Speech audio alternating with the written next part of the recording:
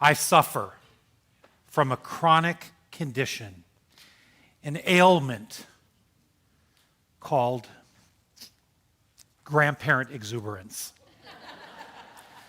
Unfortunately, this condition sort of combines and interacts with a personality disorder, a personality quirk I have that swirls around the operative principle that anything done well is best overdone.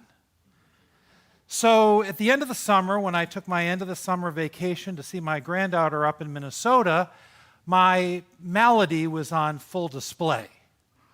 I had the privilege, I had the blessing, one by one, of being able to be with her for 3 solid days where I was pretty much doing the childcare. I was excited about this. My grandparent exuberance was flying high. So by 9 o'clock on the first day, we were down at Need Bakery having a donut, my favorite bakery in downtown Farmington, Minnesota. You bet. And by noon, we were at Kelt's Pub having everything, fried food and maybe a tall sugary drink. I don't know. In the afternoon, of course, before we went home and delivered her to Mom and Dad, we stopped for just a little bit of ice cream. Now, somewhere in between, we might have been doing sugar shots. You know those pick sticks? No, we didn't do those. But I got back, and apparently she didn't go down too well that night. A little bit hyped up, a little bit agitated and all that. So the next morning, I was on duty again, and I was fired up. And let me tell you, we started, same diet, same, grandparent exuberance. And I'm texting messages the whole time with pictures, my grandparenting prowess. And suddenly I get a text from Papa or Daddy. Hey, Gramps, you might want to lay off the sugar a little bit. Emily and I think it accounts in part for why Annika had such a difficult night last night. Oh, let me tell you, that was a moment of decision. That was a pivot point. That was one of those in-between times. And I had to figure out, what am I going to do? It wasn't really that I had yet been put in the grandparent timeout chair, but clearly a flag had been thrown on the field, and there was a moving violation that was issued my way. And so I knew inwardly that I had to cleanse my behavioral palate. So let me tell you, the next day I was a born-again naturalist.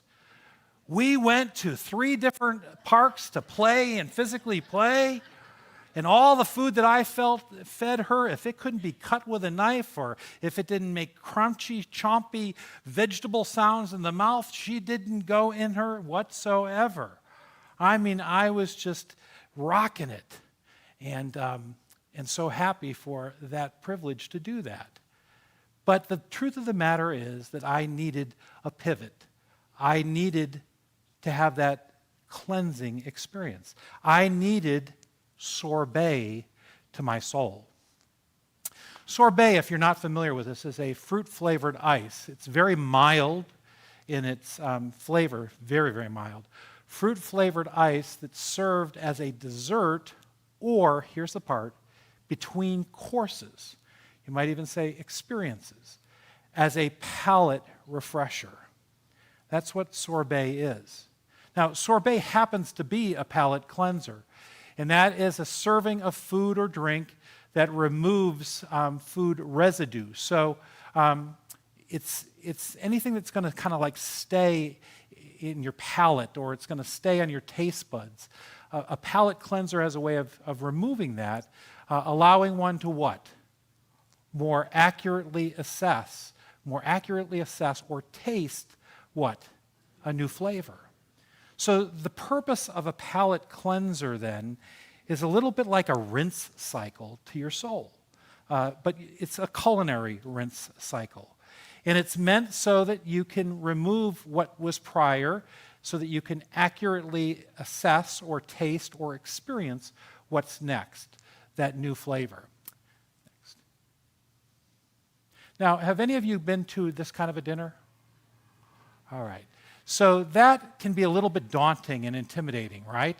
You don't really know what to do with which fork comes first or which knife to use. You don't know where to begin. You don't know how it plays out unless that's your thing. And so this can be a little bit disconcerting. This can be a little upsetting about how you proceed. Maybe you've experienced it a little bit something like this. Quel vin, mon conseil à vous? Un vin blanc sec, comme un chardonnay par exemple. Quelle année? L'année 1986, c'est une très bonne année. Le chardonnay? Oui, très bien. C'est sûr. Très bien, je vous en prie, monsieur. Parfait. Vous pouvez me goûter? Très bien. These look delicious. Je sais pas. Ah, et légumes? Nous avons des haricots verts ou des pommes de terre. Ah, les I deux. don't want to be critical, but this is very chewy. Good. You're eating a hand towel.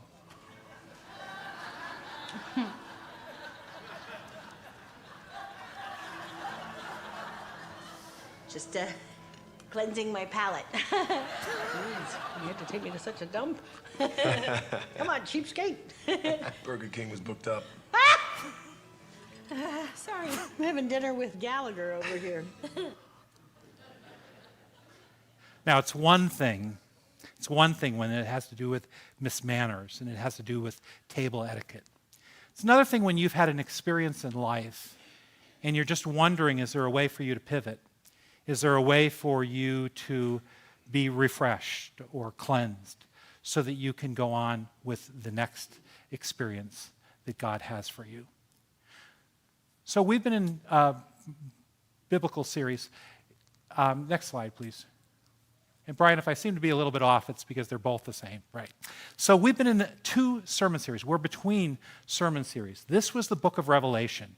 And in many ways, it's a very robust series, a very complicated series. But what our lead pastor, Creighton, really helped us understand is there are some seminal, essential, consistent, and even simple themes that run throughout the book of Revelation, and they're needful for our souls. And I usually get the backside of seeing these kind of things, and it was just very, very intriguing to see the calling that he had to equip us for our times to understand these things and to get these seminal ideas that are so much a part of the book of Revelation.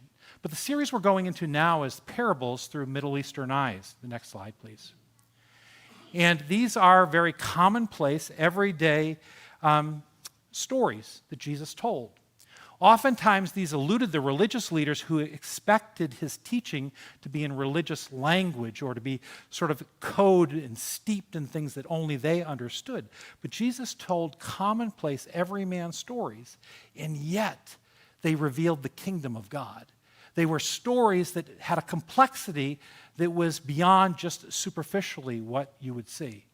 So here we are in our own spiritual sorbet moment between things. And I'd like to look at the differences between Revelation and also the stories of Jesus. Brian?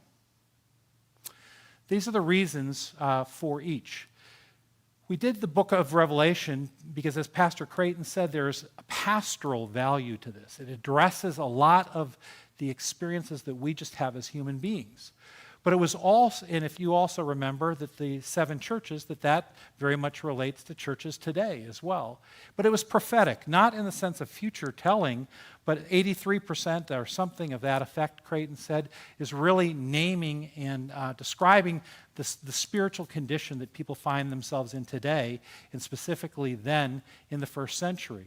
And then it was also a book that had to do with encouragement, especially when you're in difficult situation or when you are in persecution and things aren't going as you had hoped and you're really kind of up against it. And then once again, he showed us the hyperlinks, in other words, the connections to so many other Old Testament themes and Old Testament passages. And so you'd read that, and it should evoke a different understanding of the arc of the gospel truth or of the scripture's truth. And then it was all about worship, and he helped us realize that amid the complexity and that sort of that painting that had so many components to it, it really was about Jesus and our experience of him as the King of the universe. Well, when we get to parables from a Middle Eastern eyes, it really, again, is ordinary stories, but stories that have a way of lingering, and stories that when you bump into and experience the truth of these stories can actually transform your life. It's that kind of teaching. Next slide. So we have to ask ourselves, how did Jesus experience spiritual sorbet? And this would be the key text that I want you to ponder today. But Jesus often withdrew to the wilderness. Now, the word there in Greek is eremos.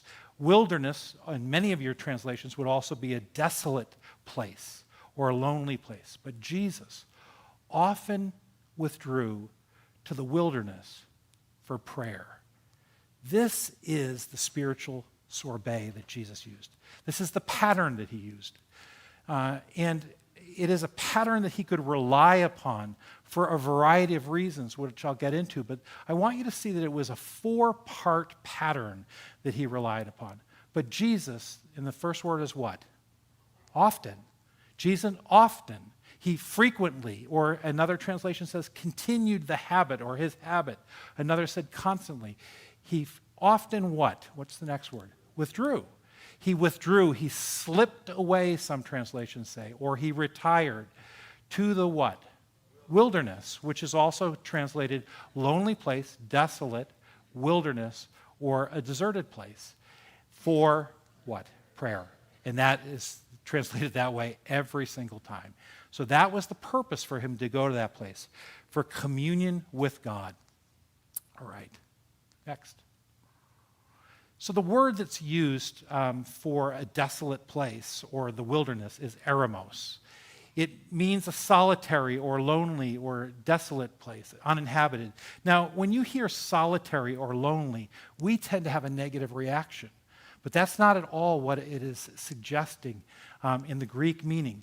It's simply referring to, on the one hand, wilderness and desert, and it is sometimes eremos or eramon, translated wilderness or desert, and that is the most appropriate. And then other times it's a lonely place or a deserted place or an uninhabited place. In other words, where people are not found. And then the third definition would be an uncultivated region fit for pasturage. In other words, an uncluttered space, a place that has a kind of simplicity that nourishes the soul. Next. So the second part of the meaning has to do with how it's used by people. The first one is it's deserted. It's devoid of others. So when you go there, there is a solitude experience. That's a positive one. It's deprived of the aid or protection of others, especially of friends or acquaintances or kindred. In other words, there's no distraction of others in your eremos place. And the last one is it's bereft, deprived, or lacking. And this is meaning, we again have a negative connotation about that, but the Stoics and the ascetics felt that that was a refreshing thing because it was uncluttered, it was simple, and it was useful by its simpleness. Next. So if you didn't know this, my daughter and my son both have lived in LA. My daughter lived there for 18 years, and she absolutely loved the downtown city, and she knew it well, and as a part of her job, she was in the law court, and she was in other places, Skid Row. She just knew the whole thing, and she loved LA. But she lived in Los Feliz for a certain amount of time, and Los Feliz is next town over from this location, where people would oftentimes, and all day long, you'd see people hiking up the hill to get to the Griffith Observatory. And at night, this is the fantastic view that it had of the city. So even though she loved the city, she loved the rigorousness of hiking up that hill and then getting at that vista that gave her a different perspective. Now, my son lived in LA for a chunk of years, a much smaller chunk of years. He hated the city. And living even in suburbia, he hated that. Because he said you can come outside of the door of your apartment, and at any time of the day or night, you hear traffic, is what you hear. And it drove him crazy. He felt chased by the din of noise, the thickness of noise. And so he would go up in the mountains, not this particular section, but just to get away from the noise, so that when he was up at those heights, he could hear nothing but stillness. and he was refreshed and renewed. Where do you go for your eremos? Where do you go for that behavioral palate cleansing, or that sorbet of the mind, or that meeting place with God? Where do you go? Is it a long walk? Is it a run? Is it like my wife, just turning on the light next to her bed where her devotions are in the quietness of that room? Is it a porch? Where do you go for your eremos, your meeting place with God? Eremos is where God sent people to meet with them.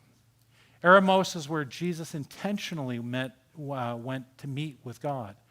But eremos is not a place to stay or reside. It's a transitional place.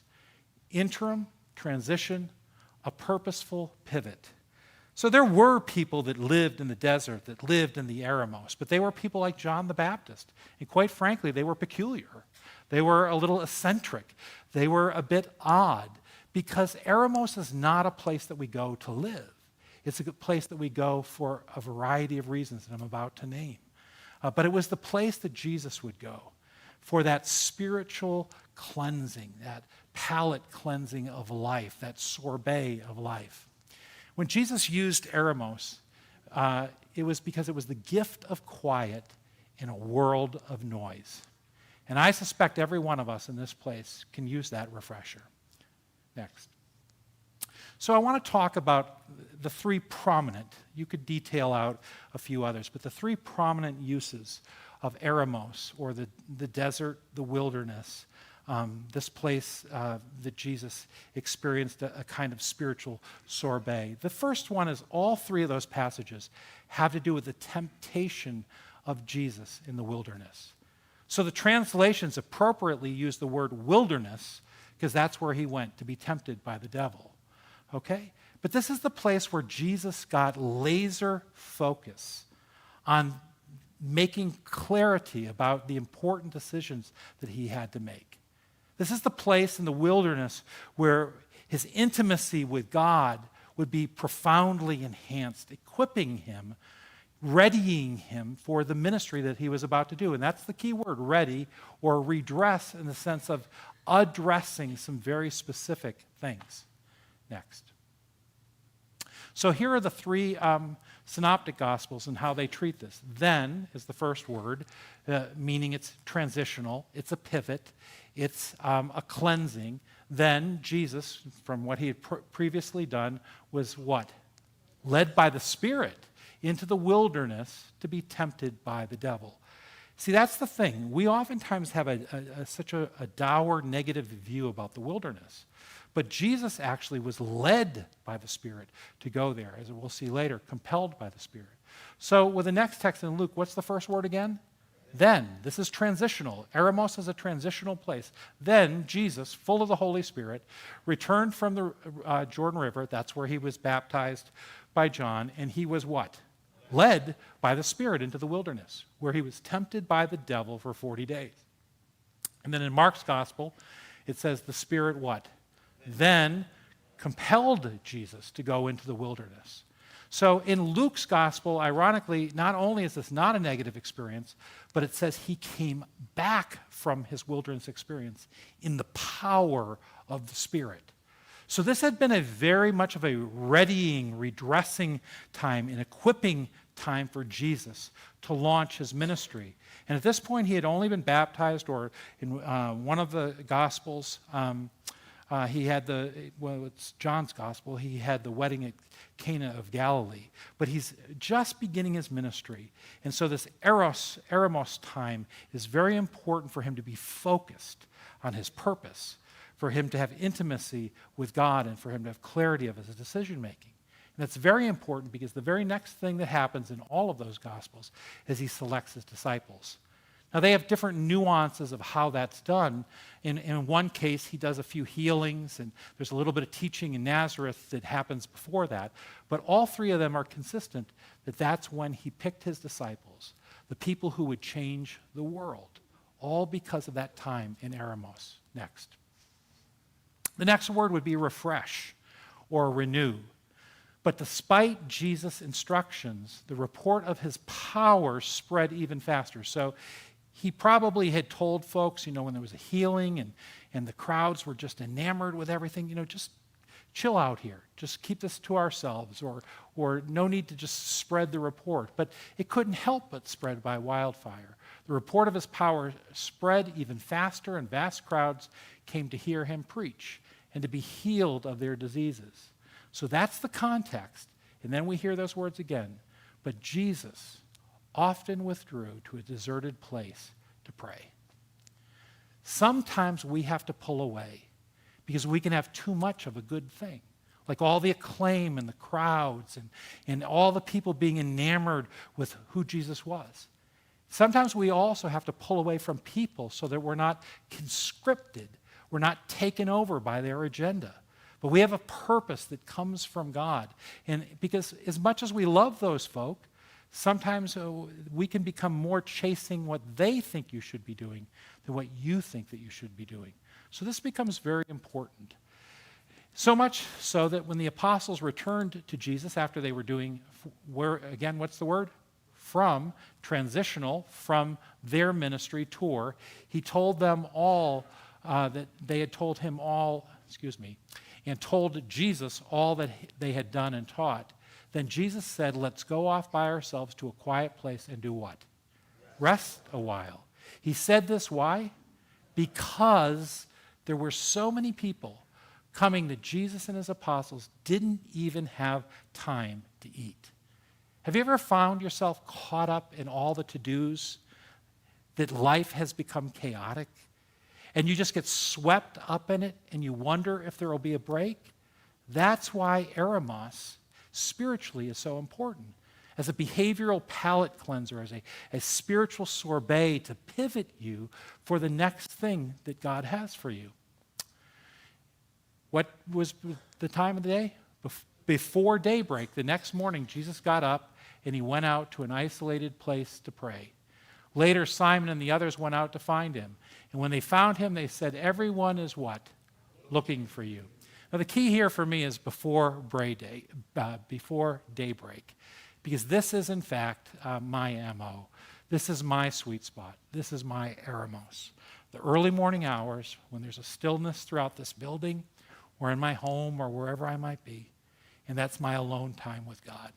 That's my time to proactively know what I'm to be about before the interruptions come, before the assignments come, before the changes of direction come, so that I can still be true to the purpose that God has for me. And for me, in my life with Jesus, I've learned it from him, to get up early, to have that time with the Father alone.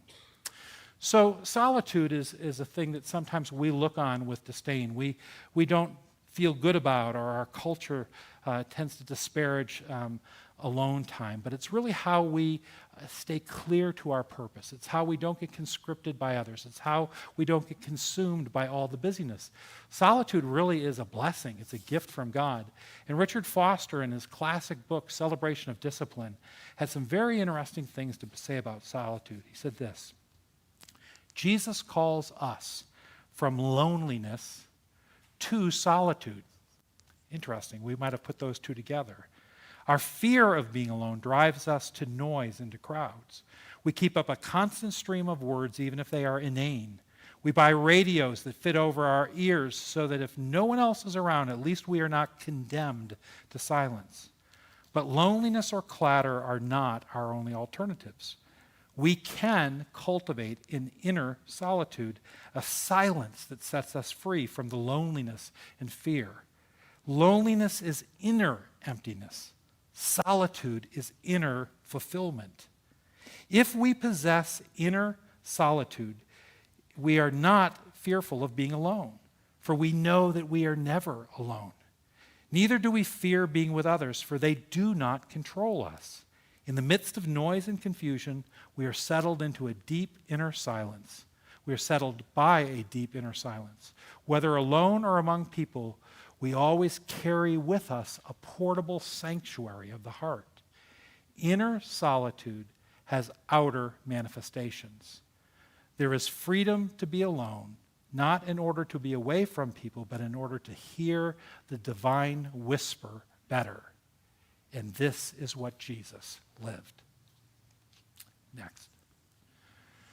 The last word would be recoup or recalibrate. So in this one, again, we begin with the transitional words. What are they? As soon as Jesus what? Heard the news, he left in a boat to what? A remote area to what? Be alone. So if you don't know what the context of this is, as soon as Jesus heard the news, it's talking about him getting the news of his cousin being beheaded, John the Baptist being beheaded.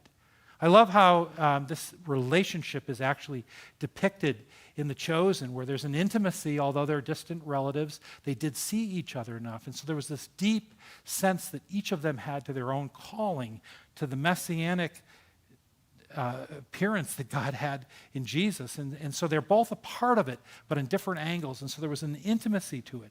But you've got to believe that Jesus in that moment felt run over by life, that it was a gut shot, that he had honest and legitimate grief about somebody that he loved dearly. So the question is, what do you do in moments like that? You go to your eremos.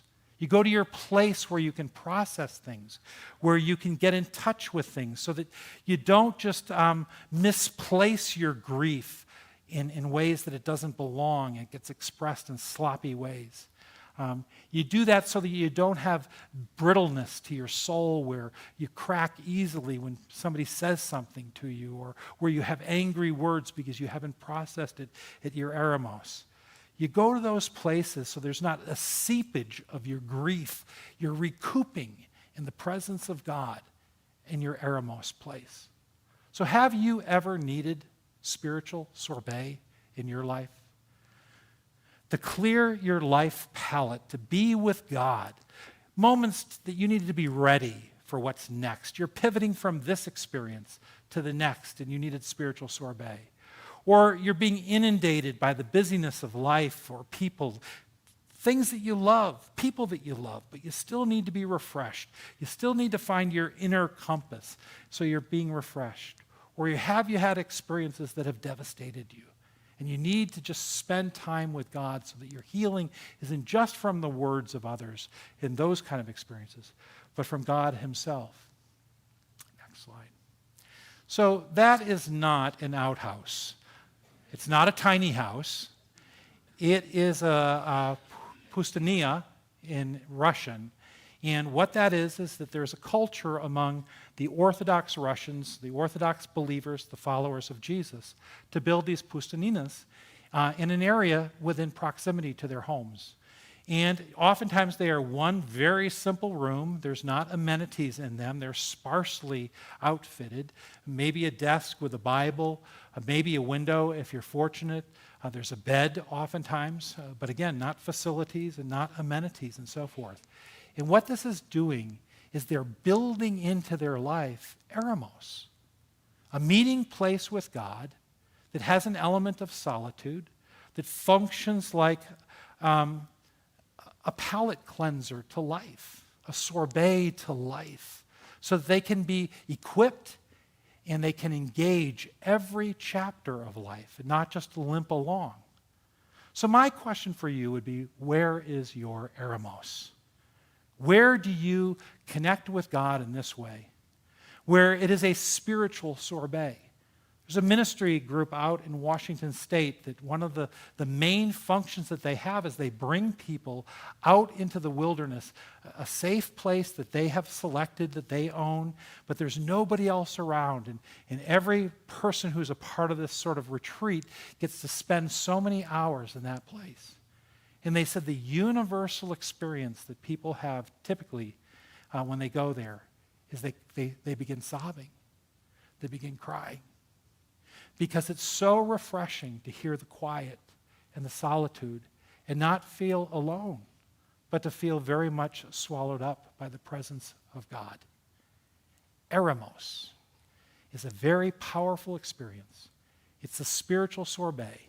It's what we do this week so that we can fully embrace the stories of Jesus, the parables of Jesus next week.